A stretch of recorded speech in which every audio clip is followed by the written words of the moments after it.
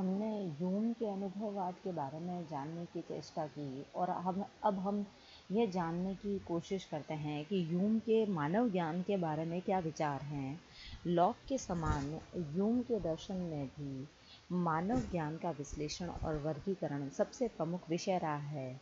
Lock के अनुसार मानव ज्ञान के 3 प्रकार हैं: बाह्य प्रत्यक्ष, आंतर प्रत्यक्ष और परोक्ष ज्ञान। ह्यूम के अनुसार मानव ज्ञान 2 प्रकार का होता है: विज्ञानों के पारस्परिक संबंध का ज्ञान और वस्तु जगत का ज्ञान। गणित शास्त्र, तर्कशास्त्र आदि का ज्ञान प्रथम कोटि में आता है। यह केवल प्रत्यात्मक ज्ञान है और निश्चित और असंदिग्ध ज्ञान है। कोई भी ज्ञान जो स्वतः सिद्ध होता है वह इस कोटि में आ सकता है। गणित और तर्कशास्त्र में निश्चित और असंदिग्ध ज्ञान की प्राप्ति होती है। अतः ये दोनों शास्त्र प्रथम कोटि के ज्ञान हैं। उदाहरण के लिए त्रिभुज की तीनों भुजाएं मिलकर 2 समकोण के बराबर होती है।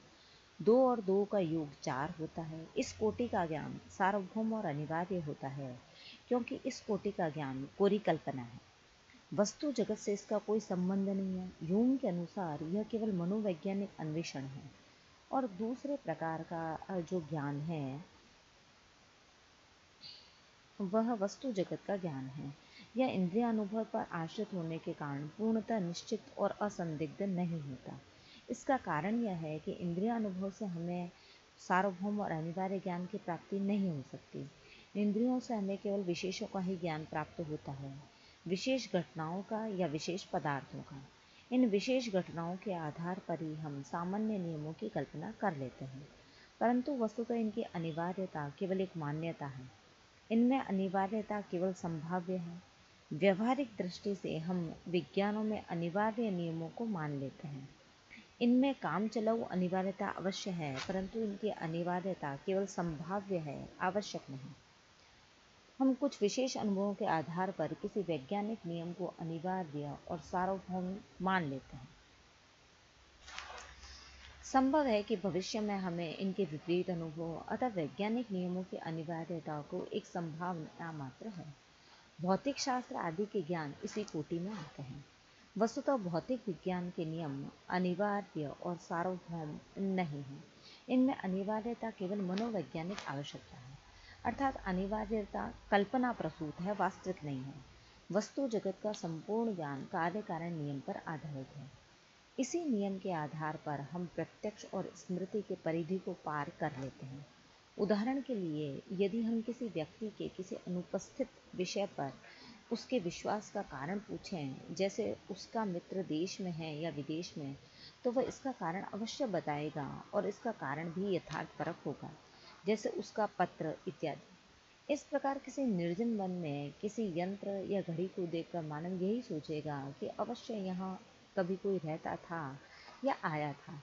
साथ ही साथ प्रत्यक्ष और अनुमेय पदार्थों में हम एक प्रकार का संबंध मानते हैं। यदि प्रत्यक्ष और अनुमान के विषयों में कोई संबंध न हो तो हमें विषय अनुभूति न होगी।